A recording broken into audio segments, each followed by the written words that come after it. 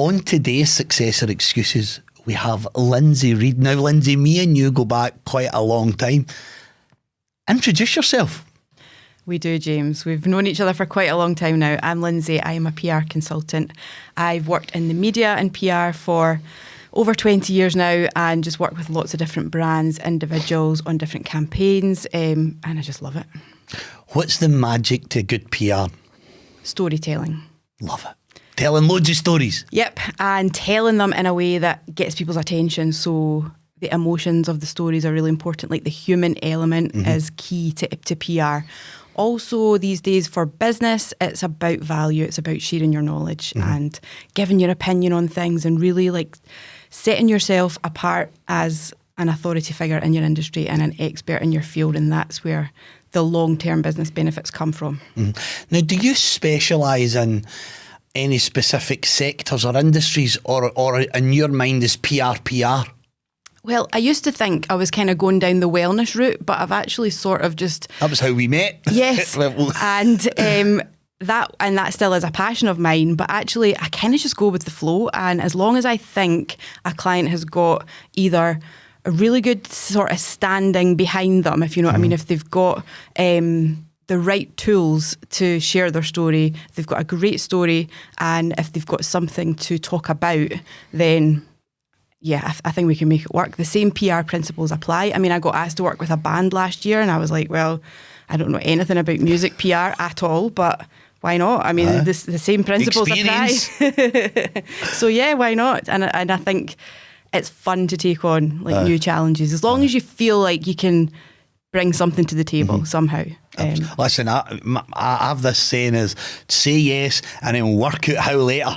Like I've never worked with a band before, but I still think I could add value and go for it. We'll stick with PR and then we're going to dive into background and how we know each other or not. So, and the reason why I stick with PR is because Lindsay, you're my PR, so you do our PR and you have done it for us for quite a while now. PR isn't a short fix. And that's quite hard, particularly if you're a small business. You think, PR and I'm going to see all these results. Actually, it's a long-term thing, isn't it? Go and quickly go through that with me.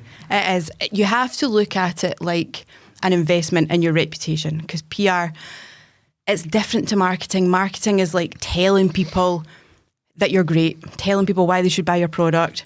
PR just builds the proof around that and it grows your reputation, but it does happen over time. So I always say it's a bit like financial investing, time in the market. All the compound effect. Yes, the wealthiest people say you have to be in the market consistently over time to get to that point of wealth creation. And it's the same with your reputation, and that really is built through PR. So it's built through appearing in the media, appearing as a guest on podcasts, speaking on stages, and all of these things combined over time just lead to this credibility that like underpins your business. And that's something that marketing can't necessarily deliver on its own, but when you combine the two, it becomes really strong. I mean, you've had loads and loads of articles published for me all over the world. Yep. Podcast guests, and believe it or not, by the way, it was getting me on a podcast that actually started this journey for me. You remember when you got me with Ellie? Yep. So Ellie's been on twice now. I know. So she was on the very first one, and she was on the mid one. I don't think I've actually released the midpoint yet. And it was Ellie going down to, I went down to Doncaster, remember? Yep. You'd got me set up and I went down to Doncaster, and I knew Ellie. Like when I say knew Ellie, I kind of knew Ellie. I'd been following her for 5-6 years, because Ellie went from like literally nobody knew her to this, I'm going to say sensation almost, right? I mean, she went viral, she was huge at one point. And I remember when you got my podcast, I'm like, whoa.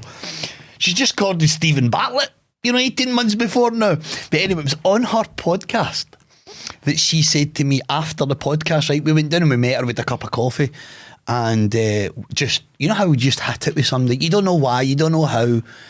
Ellie is such a real talker. Like, she is such a straight talker. And she's told me her story, and I don't know the right word. I was going to say gobsmacked, but that's not even the right words. I was blown away. Like, I was blown away at her story. But anyway, we ended up becoming really good friends, and it was her that talked me in to doing my first podcast. And she came up to in January this year, and she was staying at her house. Yep. She was meeting some friends, and I think one night she was staying with us, and she says, "You've not started that podcast yet." And I know you'd mentioned to me to start a podcast as well. And she's like, "I'm telling you, just get it started. Start planning it." At the very next day, I sent Mark, who owns his podcast studios, I sent Mark an email saying, "Right, doing a podcast. Block book me." Yep. For the next 52 weeks, block me. And then I'm forced to do it, because if I cancel, I've got to pay for it. That's true. And Ellie, like, podcasting has changed her life. Oh, absolutely. And she's brilliant at it. And absolutely. that's, she's been a great sort of person on my journey as well, because I've put quite a few guests her way, and we've got this great mutual sort of working relationship now. And that's the thing, like, it's a long game. It's the same with podcasting. Having your own podcast, you have to be consistent over years, really, to get the traction that you're looking for, and for it to add into everything else that you're doing. And that's why doing that is a great shout if you can commit to that consistency. But also appearing on other people's podcasts is great, because they've already built an audience, and it's an audience that are already, like, warm. They're interested in the things that you want to talk about. And, like, the thing about podcasting is people listen in a very intimate way, usually through our headphones. Well, I was listening to podcast the way here, the Go Radio one with William Hoy and Sir Tom Hunter. Yeah, and you hear their voices really into your brain. You get to know the tone of their voice, their personalities, and that's why you spend time with people, and that's what matters PR-wise as well. So podcasts are an absolute game changer, and really they're like new age PR. It's like a big part of what I do now is helping guests. Because you can't, so almost any other kind of media can be taken away from you, but podcast can't. Exactly. It's yours. Yeah. You own it. It's yours. Yeah. Your videos are your content. They're yours, and nobody can take that away. I think it was Rob Moore. I seen an article with Rob Moore, and I'm going back probably late last year, and I was reading an article or a post that, Rob Moore, the Disruptor podcast, and he was talking about media, how it can be taken away, how Facebook and any of these platforms can change, and your marketing strategy is done. I mean, I've seen it, right? I mean, it's done overnight sometimes. And he said the one thing they can't take away from you, it's a podcast. And I remember that must have been the wee seed. I'm like, because I've thought about it, because I know you mentioned it to me years ago, and I'd thought about it, but I always kept saying to myself, I'm just too busy. I'm running a business, I've got all the staff, I'm this, I'm that, because growth for us has been quite rapid over the years, and I kind of taught myself. Anyway, I want to go back a wee bit. So I want to go back to young Lindsay. Yep. Right. So you've been in PR for a long time. How did that happen? Well, it kind of happened through, if I go back even further, I was always wanted to be a sports journalist. Loved sports. I was on a scholarship at university for badminton. I played badminton all around the world, played for Scotland. I never knew that. There you go. And I think that's where a lot of my discipline was developed in the early days of having to do hard stuff, basically, because... get out your bed when you didn't want to. Exactly. We had a lot of training to do, as you can imagine. And, I guess a lot of the hub was like the Central Belt, where I would travel to and do sessions, but a lot of it was spent while I lived in Dumfries, which was way out the way. I had to do a lot of it by myself. So, I had to just get up, do the sprints, do the circuits, do all the training. And so from there, I was on a scholarship at Stirling University, and then I got a job as a trainee journalist. I felt like the badminton, I'd taken it as far as I could go by that point. I think I'd been playing it probably for about 13, 14 years. Shit bucket principles. Once you sit, time to go. I felt like I could keep going for the next 5 years, but would I really be any further forward? So and you never know. But I think sometimes, sorry I'm interrupted, but I think sometimes when you know, right? I call it the gut instinct. Definitely. And we're normally very right. We are gut instincts. Carry on, sorry. Exactly. So everything was just saying, as hard as it was, like, move on, do something else. And that's actually led me to tons more interesting experiences that I probably wouldn't have had. So I still was interested in journalism. So I got a job as a trainee journalist and just learned on the job, which is always the best way. Just doing everything, difficult stuff like, door knocks after, tragic incidents, from, covering politics, from court, everything, which is amazing. And learning to speak to people, because people just came in off the street and they wanted to tell you stuff, or you would go to somebody's house to interview them and you just had to build that sort of rapport with them to get them to open up to you. So just amazing grounding, although I quickly realised I don't want to be a sports journalist anymore, because that was all golf, cricket, and that wasn't really my cup of tea. So but at the same time, journalism was so poorly paid that I decided to be a singer. Oh, really? I didn't know that either. Well, this is great. I'm getting some real juicy stuff. At the weekend. So I started as a... Lindsay, I never knew that. Yeah. Wow. I started Sorry, carry on. As a karaoke presenter to just practice singing. I'd always sort of loved singing and been told that I had quite a nice voice, and I thought, well, why not? So I did this karaoke. We might get a song before the end of the podcast. I'm kind of retired now. But then I quickly realised they were taking half my money. So I thought, well, once I've got enough songs in the bank, why don't I just go out and be a singer myself? And I just got backing tracks, got a small business loan, bought my equipment, and I sang for about 3.5 years in pubs and clubs and parties and weddings all around the Stirling area, and it was brilliant. Loved it. So at that point, then I left journalism and moved into PR because I was just looking for something part-time to do with my singing. And it ended up... do the singing, then something else part-time, keep the money coming in. Exactly. The part-time was just to keep the bills paid. The singing was topping up. And then I just got busier and busier, really, and I ended up taking on freelance PR work. And then I gave it all up and went back to the corporate world. Okay, go on and tell me about that. Got a job for Stagecoach, a big transport company that had huge operations all around the UK, buses, trains, megabus, out in Europe as well. Huge Scottish success story as well. Massive, working with Sir Brian Souter, who... he's really religious, isn't he, Brian Souter? Yes, he is. He's very, very religious. I went to a networking event and he was talking at it, and it was a kind of Christian type thing. Yes, he is. And it was just great. I mean, his business genius is incredible, but quite a straight talker as well, isn't he? Very straight talking and very short chains of command, so very quick decision making. Let's try this.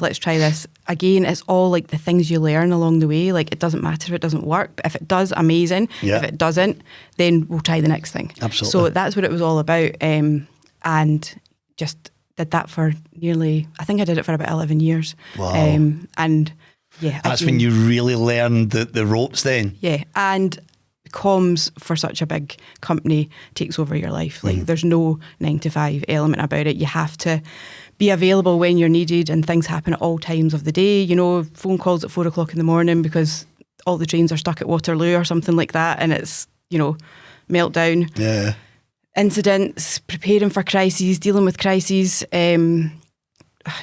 But there must have been a lot of good PR in there as well, meeting a lot of famous people, and because when you've got a budget, I'm assuming a big budget, PR budget, then you get to do certain things that you probably don't get when you're a small business. Yeah, we did, and we did have a very small team, very lean for the size of the group, but I was lucky after you've kind of proved yourself over a few years, I got quite a lot of autonomy to come up with different ideas, which I absolutely loved, different campaigns and fun stuff as well. Yeah.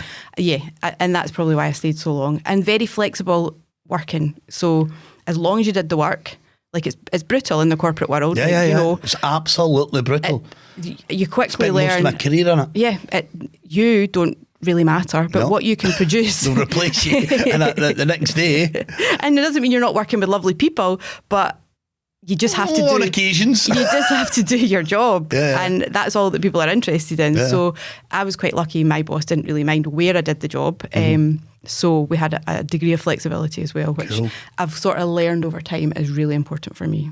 Flexibility is massive for a lot of people, and I would say even more so nowadays than ever, but we'll get to that subject.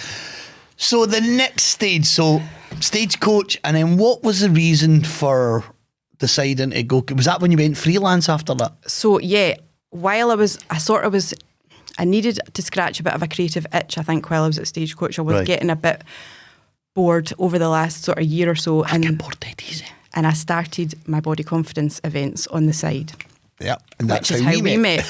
And we had a coffee at brilliant, by the way. Bothwell Services. Bothwell Service Station. We just had a before Christmas. It was, yes. That was 2018, was it? Yeah. Or was it 17? Well, 18 was the event. Yeah. It was 2017. So it was Christmas 17. Yeah. So I was literally just in business. Yeah. Aye. And your name came up from somebody that messaged me on Facebook, and we met, and then you put me in touch with people. That was my first ever speaking gig as well. Oh, was it? I'd done gigs at networking events. That was my first proper on stage gig. You wouldn't have known it. It was absolutely brilliant. I loved it. You were. It was a fantastic day. It was, wasn't it? So that was... Ines was a model as well. Oh yes, for the fashion show. Ines, my wife, the other business partner. She was a model at the fashion show. So she was. Aye. What was the company again? I still follow them. Rule 42. That's it. Brilliant. I still follow them. And do you know what? When I did that... had that idea and I'd booked it all, but I was still having a confidence crisis every day about, how, oh my goodness, like how can I do this? And Shelley from Rule 42 was one of the first people who said, I'll put you in touch with all these people. We'll do this, we'll do that. And I thought, oh my goodness, like maybe I'm not crazy after all, or maybe both of us are, but at least I'm not by myself. Maybe a little bit crazy to do this stuff. Exactly. You really need.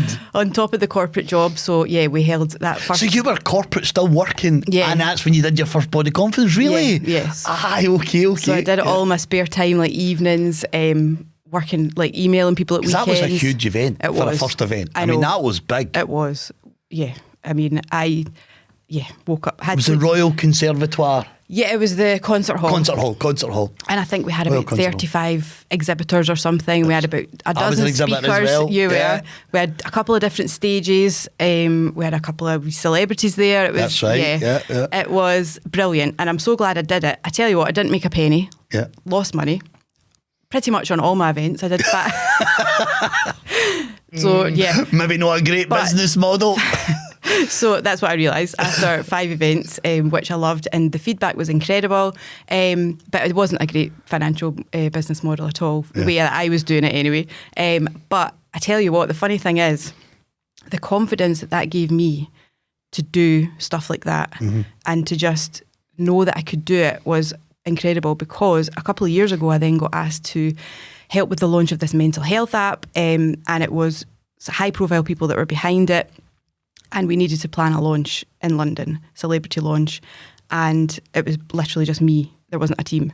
But I had this evidence from before. Yeah, you knew the process, you knew what to do. I could do it, but I also knew what to expect. So I knew it was going to be extremely stressful. Yeah. I knew things were going to be changing at the last minute. People constantly. letting you down and having backup.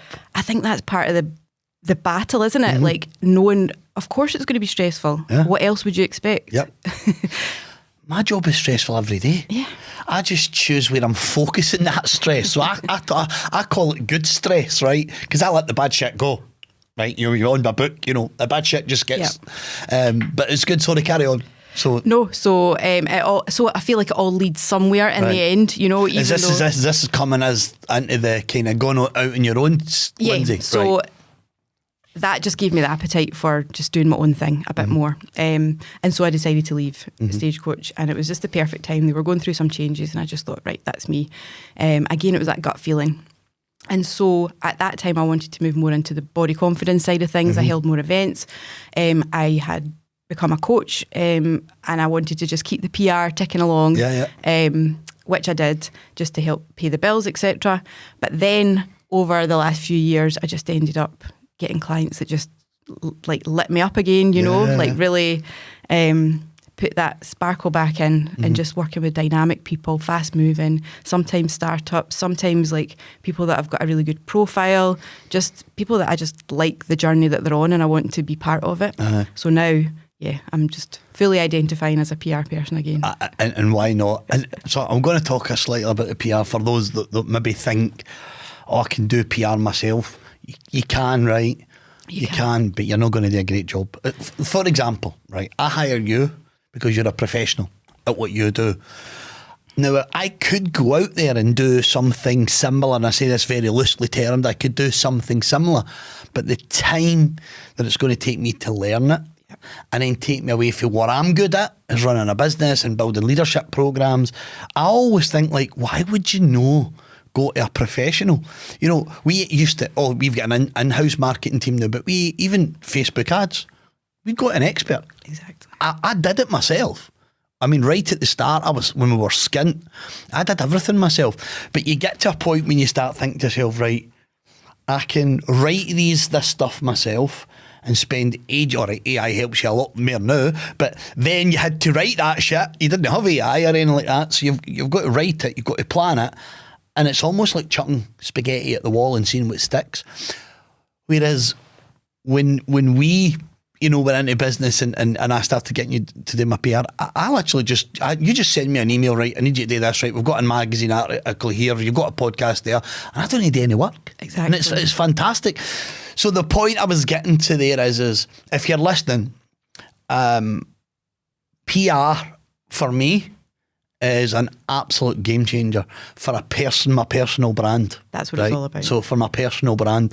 Now, I try to stay away from the power within being James Fleming, but it is. Whether I like it or not, it is. But this whole kind of success or excuses, writing the book, how did the book come about? Can you remember how did I decide to write a book? How did that come about? Did you proofread it and all that for me, didn't you? Aye. But you just, I think, must have had just so much in your head that you just wanted to get out. I know Nas had constantly said to me, you need to write a book, you need to write a book, you need to write about your experiences and your stories, and you're always, you're always putting it off. I know about writing a book. And I don't know how it came about. Something was said or something, and the wee switch was turned, and I'm like, you know what, I could probably do this. Yeah, and it's that thing that Daniel Priestley talks about, key person of influence, and having a book, having a podcast, these all feed into that. And the way that we're going now is people are not just interested in brands and logos, but or products and logos. They're interested in the people behind it. Absolutely. So actually, I think we've got to lean into that, and we've got to be the face of our organisation. Absolutely. Because it's that is where the human connection comes. Absolutely. And what you were saying about the PR, if you cannot afford PR, then don't be all doom and gloom, because you can't. There are still things you can do yourself. You can still be pitching out to podcasts and saying, I can talk about this. You know. And I get that all the time. People listen to my podcast and they say, oh, I'd love to come on. I have a quick look at them and go, aye, they're great. Exactly. So you can do it yourself, but it does mean that you've got to take some time, and like you say, it's a bit hit and miss. Whereas what I do is I try and keep it quite a light touch, so that you don't hear from me every day. I'm not hassling you. Don't want hassle. I'm not hassling you all the time for things, but you just have the trust that I'm working away in the background, looking out for opportunities, seeking out opportunities. And that's why the way that I try and work it is taking into account the long-term nature of it, and trying to make it accessible long-term for people. Because if you're charging an absolute premium for PR, which I don't, there's only so many months that a company's going to be able to afford that, or an individual's going to be able to afford that, before they're like, I could spend this money on other things. Absolutely. So I like because to look at the long term. some PRs can be goddamn expensive. Lindsay's she's great, but they can be really expensive. I mean, like thousands of pounds a month expensive. You know, and it's for exactly the same thing that you do. They're just going out there and finding opportunities. They're not doing anything else. Exactly, and they're bringing opportunities, and some are going to go, and some won't. And it's because they're big companies. They've got teams. They've got lots of people to pay. So I think, I guess I'm more sort of agile in that way. And the retainer model's really good. Yeah, having a retainer, because you can work some hours. You can work way more than what I'm paying, and there's some you might. Well, slightly. I just think that model is such an easy, because I know in the background, I don't actually need to think about backlinks and articles, and because I know that's what you're doing in the background. Exactly. All the time. Exactly. In fact, we just get one published last week. Was it last Authority week? Magazine, yeah. And Authority Magazine. Yeah, there we go. But I a wee know picture for you. Exactly. But I know that you equally, if I get you on a podcast, I know you'll just show up and do your thing. Yeah. And it's like, I don't even need to give it a second thought. I know you'll be there when you say you'll be there, and I know you'll do a great job, and it'll reflect well on me as well as your PR. Yeah. So that's like important too. But yeah, the key thing in PR is contacts, knowing what to pitch when, knowing what the media are looking for. And because I've been a journalist, it helps with that. But we used to have that back and forth, because remember I used to send you stuff and you'd be like, no, James, way too long. You'll never get that published. No, but I wanted to say this, James. No, you'll not get that published. I will write then. I know, and that's the hard thing sometimes, because as a business owner, you're so passionate about it, and you think this is interesting to everybody, and I'm like, not quite. Another 500 words less, and then we might get it. Exactly. Right, I want to go to podcasts again and the personal branding. So my persona in business, right? I know I'm always like my best suit, or I'm well dressed, right? Yep. And that's the kind of my business persona. But this is who I am. Yeah. It's this wee Glaswegian guy. This is who I am. And I remember when I first thought about the podcast, right? And there is a PR bit in this, and that's why I'm going to talk about it. And I thought, what do I wear? Do I wear a jacket and a nice shirt and nice jeans all the time? And I thought, but the podcast is about real and raw. Like, people need to see, they can see that James who stands up in a room full of CEOs and CFOs and does his thing, and I think I do it really bloody good, and does his thing, but I still swear, right? I still, I might walk in with a 3-piece suit on, right? But see, when that jacket comes off, this is what they get. Like, they get, maybe not just as much of a Glasgow accent, right enough, because I lived abroad a long time, so I kind of can let that one go slightly. I can tweak it, yes. But the podcast was, for me, it was always like, people really need to see me, right? They need to see what Ina sees. They need to see what the real, raw, the kind of person I'm are. Why it matters to have somebody like me come in and help your leadership team, because they might be thinking, oh, well, my leadership team are all this, and I've been there, I've lived it. I've sat in that top seat. Yep. I've had the 35,000 employees reporting into me, but, you know, under my remit. I know what it's like to sit in your spot. Yep. But I'm also this guy. Exactly. I'm a realist. And that's where the charm comes. You know, I'm such a straight talker, and that was quite a toughie on the PR front. Was, do I keep the business persona, or do I let people see me? Yeah. And I thought, they need to see me, because it comes back to that authenticity, Absolutely. Doesn't it? And that's how you find your people. Like, do you know, people might see you as you and think, nah, I don't think he is for me. Yeah. And that's fine.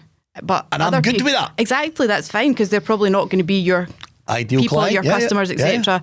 Anyway, and then other people will be like, he's great. You know, I feel like connected to him straight away, and that's why I do think that whole like slick approach is really dying out now, and it is about just sort of, you have to be that authentic you, because I've got a client who says if you're doing something wrong if you wouldn't be happy with a camera following you around and seeing the real you for a whole day in your house and everything.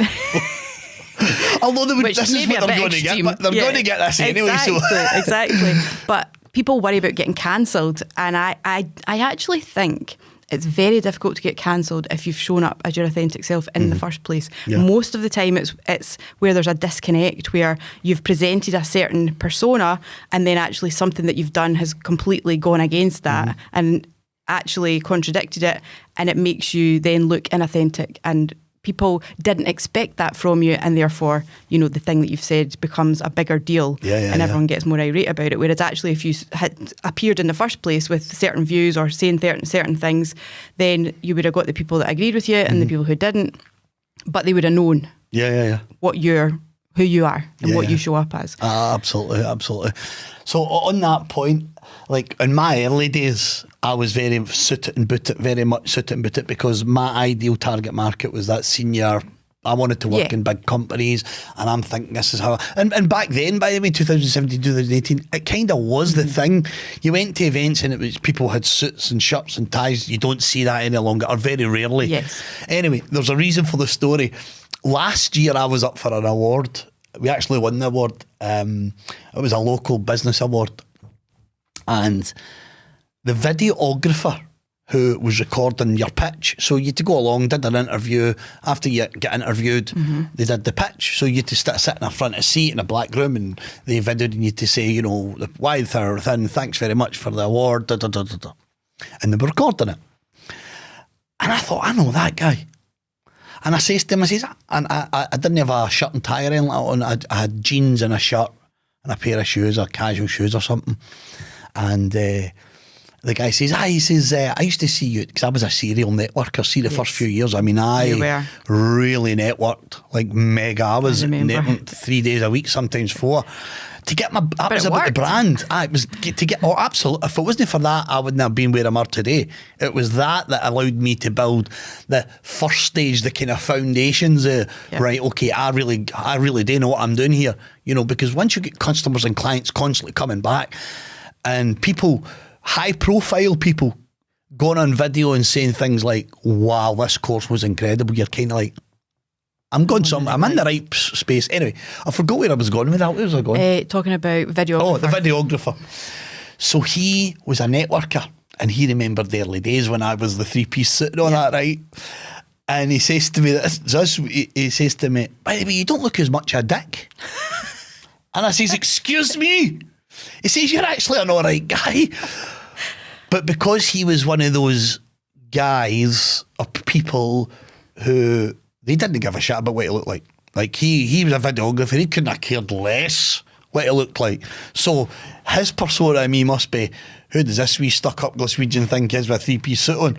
So that must have been his initial persona. It shows you the perception. And all I'd done is change the way I dressed. And now suddenly you're more like relatable. I'm not a dick anymore. I'm like, thanks very much for that. Well, there you go. It shows you what a difference. It's like people's preconceptions. And that is PR. Yeah. Oh, it is. And that is PR. PR is in every touch point that you have with any external people.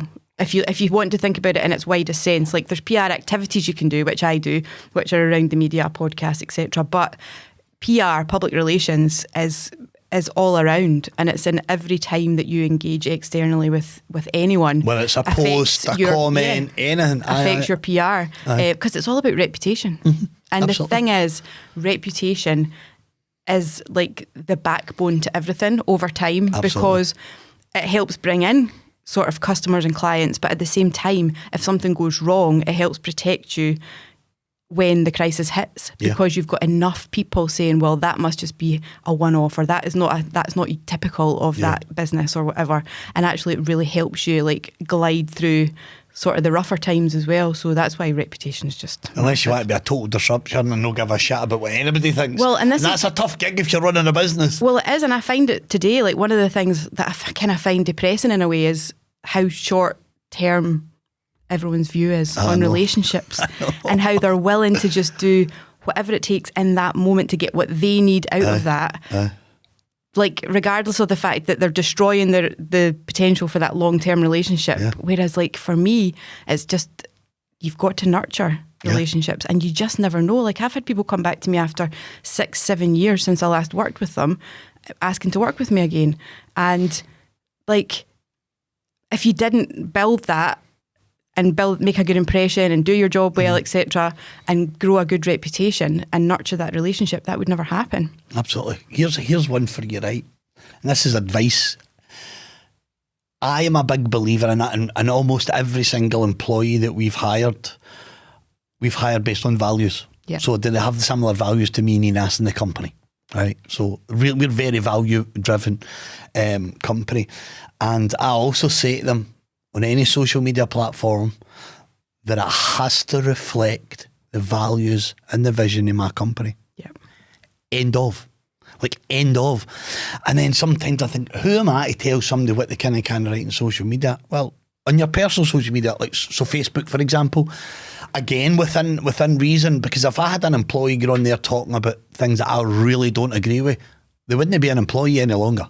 Yes. End of. Exactly. Like they just wouldn't. I don't know how legal that is, but we've actually got written, believe it or not, and there's a purpose to the conversation, we've actually got it written into the contract, a social media policy, and in an employment contract. No, our policy is written into the employment contract that they have to constantly, when they're in a social media platform, private platform, whether it's business, whether it's a personal platform, that they have got to reflect the views and the visions of the company.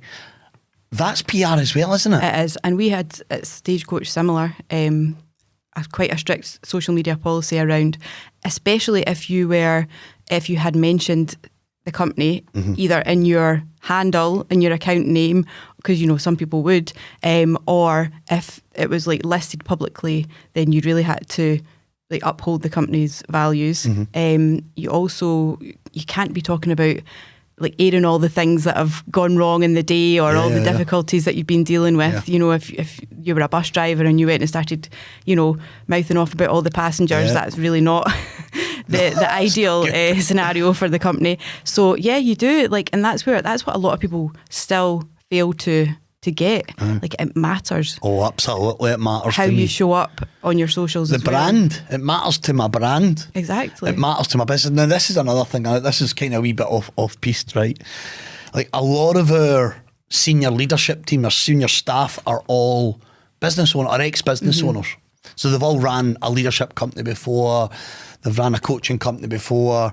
So they've got loads of experience. But we say to them, this is what I say in the interview process. Look, you're coming to work for the Power Within. So your vision is now my vision. Yeah. And everything you say, whether it's on your Facebook or your LinkedIn, it's the Power Within. And if you're all right with that, great, we can go to the next stage interviews. If you've got a problem with that, we need to know now, because I'm going to waste your time and you're going to waste my time, because it isn't even up for debate. This is what's going to happen. Yep. This is what it's going to look like. Be you, be authentic, but you're now representing my company, and that's the end of it. Yep. And I think that's kind of sums you up though as well, because you are an all-in kind of person. All in. If you're doing something, you're all into whatever that thing is, or if somebody's coming on board with you, you expect them to be all in as well. Absolutely. And I think just setting that out from the get-go, because it's like you want to be working with the right people. You want, but that's leadership, isn't it? It's bringing people with you, so Absolutely. You're all working towards the same vision. And it's PR, really. And it's PR, and when you strip it back, your employees are, particularly if they're the face of the business, like coaches and trainers, they are my public relations with my customers and clients. And probably one of the reasons why we have, straight 5-star reviews on Google and TrustAdvisor is because, see if a client or customer, and I'm off piste again, I don't know where I'm going with this, but see if a customer or client comes to us and they've paid for coaching or they've paid for a training program and they've I really didn't add value. Most of the time, we just gain their money back. Yeah, exactly. We just say, well, it's not for everybody. Well, the thing it pisses me off, right? Because sometimes they don't turn up to the training. So let's say it's 6 sessions, they'll turn up to 3. And no wonder you're not getting any fucking value. Right, you need to attend this. Like, it's the way that I build it, and I promise I'll let you talk. The way that I build everything, it's like building a house, right? Foundations. If you don't have the right foundations, the house is going to crumble. If you don't have the right materials, the house is going to crumble. If you don't have the right roof, it's going to leak. If you don't have the right wood, it's going to crumble. And all our training programs are built like that. So attending session 1 and 2 isn't it enough to give you an idea of what's coming? Yeah. Attending session 3 and 4 and no tension 1 and 2, you're going to miss the foundational part, the bit that's where we're opening up your mind to possibilities. And that annoys me, because I really think, well, that's your problem, no mine. But then I'm like, you know what? Go and spend your money somewhere that's probably better utilised. I know, and you kind of have to think, well, if they're not happy, they're not happy. Like, if we can resolve that in some way, let's just do it.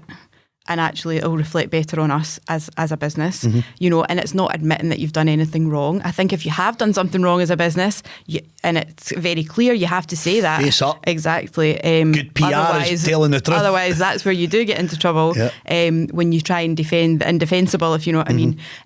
But at the same time, if you haven't, you have to be very sort of robust on that as well, and like defend yourself when you need to. Absolutely. But when it comes to, brand, I think sometimes you just have to do the thing that keeps the brand reputation, on top. Have you, and you don't need to share the story, but have you ever came across as a PR person where you've just thought, oh my fucking God, how am I going to get out of this one? Yeah. Where something's happened and you've just been like, how do I pitch this? How do I play this? Yeah. You don't need to mention names, but...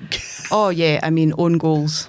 like terrible decisions made by, you know, in the corporate world, of, you know, things that have happened that you just think, oh my goodness, how did I get to this? Yeah, like you just, because it's fun on your shoulders. You're the PR. Yeah, and you're the one that then everyone's stressed and getting on at you for, you know, what are we going to say, etc. And you're just thinking, I didn't even cause any of this, and now I've got to like come up with a solution.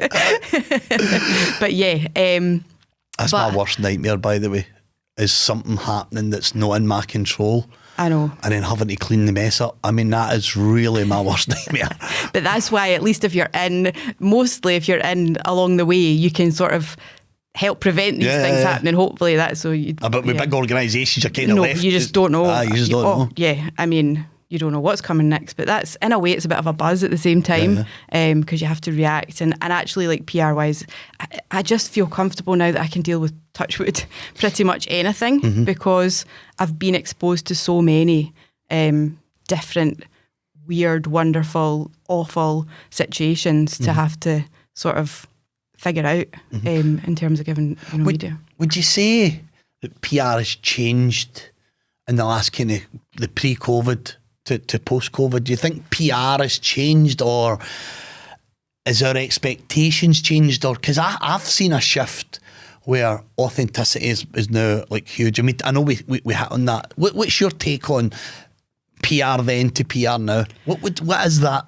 I think there's just new avenues showing up all the time. So it's actually quite a good time for PR, because you've got like the traditional channels, which are like your newspapers, even though they're going a bit more online, and they're changing a bit, and you've got still radio, TV if you're lucky, and then you've got like the more new age modern stuff, which is like podcasts. Then you've got like loads and loads of online publications for all different sectors.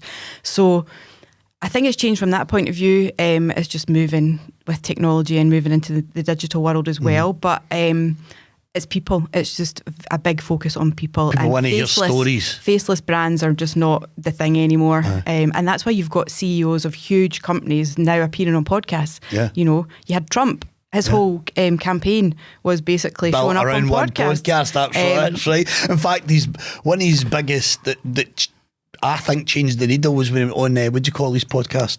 Was it Joe Rogan? Joe Rogan's podcast. Yeah, exactly. And he just saw even when I was watching, I'm going, he's actually talking some real sense, even though I'm kind of like, oh, do I like this guy? I don't know.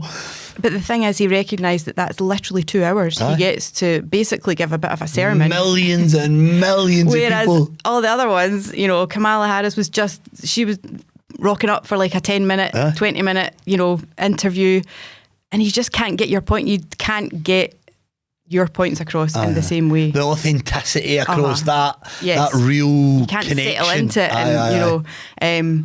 So yeah, but I think the biggest thing about PR that people sort of get wrong, I think, is that number one, that it's just for celebrities and like big businesses, and actually it's for everyone. Yeah. You know, anyone who's watching this, there's people just like you every day going on podcasts talking about their business. Yeah. Doing normal people writing opinion pieces for magazines or because we get great stories to tell. Exactly. If you've started a business, you've got a story to tell. Exactly. And that's what I always say. If you're appearing on a podcast or you're writing something for the media, it's not about you. It's about the audience. What can you bring? Like, what knowledge, what value can you bring? How can you help the people that are listening or reading or watching? What benefit is it to them to hear what you've got to say?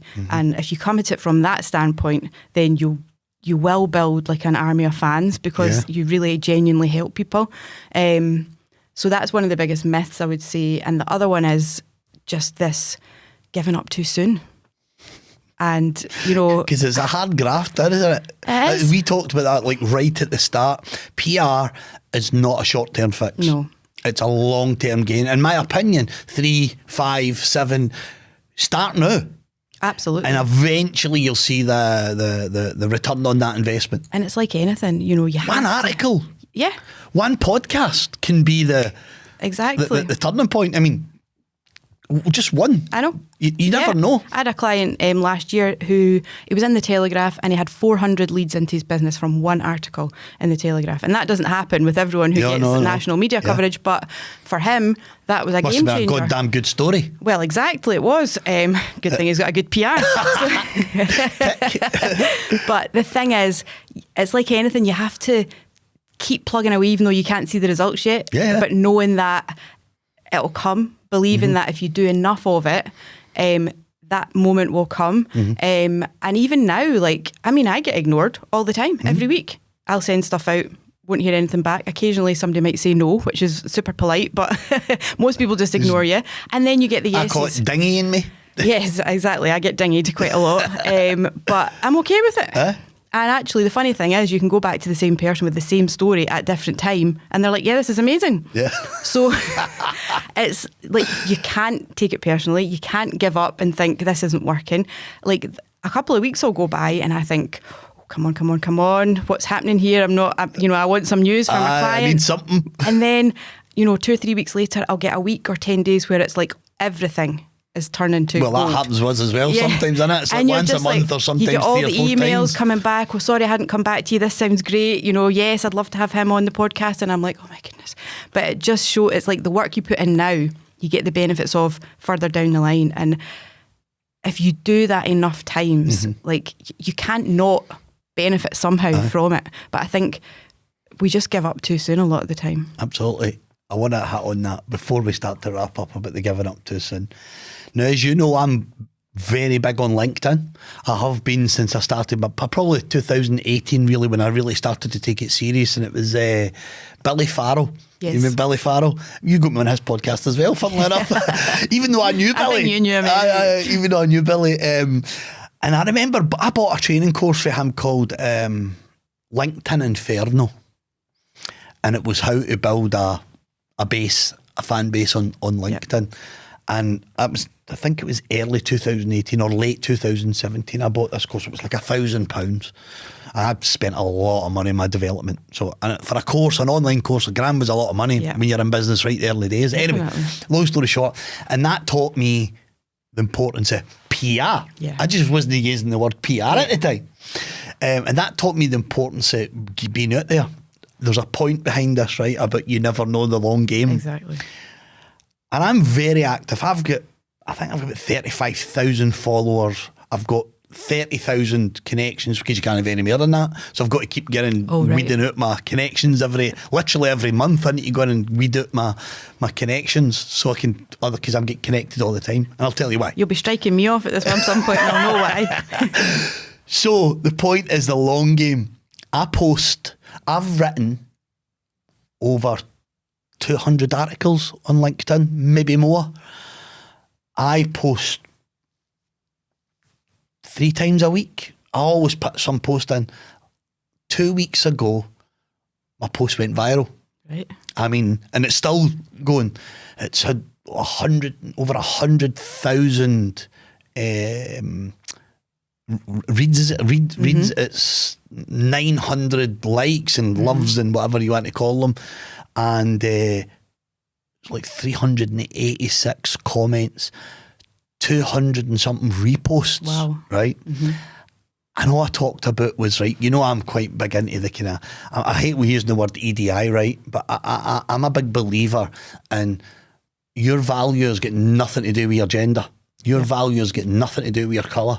Your values, what can you bring to me in my business? Exactly. Right, that's it. That's how I look at everybody. But I know that's not the world we live in, right? It's just not, and probably hard. I don't want to bang on about men, but probably harder on a woman, because with the way that we look at women, you're the mother, you've got to do this, and you've got to create a career, and you've got to run a business, and you've got, and I've hit this a few times on the podcast, and I wrote a post about that, right? And it went absolutely bonkers. Absolutely. I was literally getting 20, 30 connection requests from CEOs thinking, wow, somebody that's no scared to talk the truth. And that was after all these posts. And that was the one thing I thought, right. And it's playing into the authenticity that I decided, no, people need to see me. Yeah. So I started to change my posts about the power within to about me and my opinions. Yes. And how I see the world, right? And that is completely changed. Because it's showing your human side as well, and people can either agree or disagree, and and some of it will be polarising, and that's actually what you want on social media. And it's the same. I've got a client who he has posted on YouTube consistently for 10 years. 2 years ago, he had a viral video. It's now done 7 million views. Wow. And he has made millions out of it because of what he's sold off the back of that's it. That's right, yeah. And the thing is, you plug away at these things, and then every now and again you get a step change, and then you plug away again, and then you get a step change. And it's like, for me, it happens with clients where, you know, we'll get them on podcasts, and then you'll get a really incredible podcast for them, and it's like another shift up, or you'll get a really incredible speaking opportunity that they wouldn't have got a year ago. But because they've done all that work in the meantime, they're now ready for it. They've had enough people see them, and then it's another step shift again to another level. So it's like it only works if you keep doing the bits in between. Go back to what you said right at the start of the podcast. It's, if you think about, when you think about all the financial gurus, what do you call anyway, and they talk about, you're not investing for today, you're investing for the future. Exactly. And that compound effect. And that's exactly PR. Yeah. It's the compounding effect. Because if I think about when I first started my PR journey to who it's allowed me to become in the avenues it's opened and the opportunities it's opened up. I mean, it's absolute game-changing stuff. And I think I'm still just scratching the surface. You've got a lot more shifts. I'm just scratching the surface, because now I've decided, I think February this year, I'd decided, right, no, it's time for the world to see me. Exactly. Rather than the power within James Fleming. It's time to see James Fleming. Anyway, let's close off. I ask all my guests this. Your top 3 pieces of advice, whether it's around PR, whether it's about getting in business, because I know you used to do coaching as well. If there's a woman or a man and they're listening to this podcast and they're thinking, you know, I really want to either get into PR, I want to learn how to do my own PR, or I want to I'm working for a company and I want to get into PR, start my own company. Any of those, your top 3 pieces of advice. Number 1 would be, do what you say you're going to do. If you put it on your list, get it done for the day. Like I always, if it's on my list for the day, I will get it done. And you know, if I say I'll send you something, you'll get it when I said you would get it. Keep that commitment to yourself, because it boosts your own reputation with yourself, which is really important. Number 2 would be pick something that you enjoy. Like whatever you do, if you enjoy it, try not to get distracted by other things, but get really good at the thing that you do. Really good, because that will serve you dividends. I mean, I've been doing this for like 20 years now, and yes, I get distracted and I get interested in other things, but I kind of always force myself to come back to, you're getting really good at what you're doing, and that's actually serving you better than starting something new or whatever. And I enjoy it, which helps. So I think find something that you're happy to do and that you can get really, really good at. And I guess the other thing is showing up and being consistent, even when you don't feel like it. And if I was to add even just another little one that I've just thought of, it would be focus on the clients that you've got and do an incredible job for them and make sure that they're happy. That's how I built my business. Everything else will follow if you've got some raving fans and some happy clients that stay with you over time. It's exactly how I built this business. It was never about a training program. It was about, I built my very first, it was called self-leadership development, and it was built to create an experience for the learner, not a training course that we come along and we take notes. I wanted it to be an experience. You know, they come in, it's a 5-star hotel, they got a nice breakfast, they get nice lunch, they get nice warm cookies, they get coffee all day, you know, a proper buffet lunch, and I wanted it to be this experience because I really gave a shit about what people thought about what I was trying to build and create. And I've kept that. Exactly. You know, when we have clients and customers come on board, you're part of the power within for life. We call it the power within family. You're in for life. Yeah. You know, that's how we look at our customers and clients. They're now part of my business, and I really resonate with that. You know, putting your customers and your clients right at the forefront of everything you do. And more so, even when you PR, is that authenticity. Listen, Lindsay, if people want to get, we're right at the end. If people want to get in contact with you, now your details will be on the podcast. So if you're watching or listening, they'll be below. If you're listening, you'll see it on your YouTube and all that. But how do they get in contact with you? You can find me at Lindsay Reid PR on the different social medias, and also lindsayreidpr.com. Perfect. Listen, Lindsay, it's been an absolute pleasure, and thank you so much for coming along. I've thoroughly enjoyed it, even though we've known each other for years. It's been great fun. It has. We don't do this enough. I know. Thank you.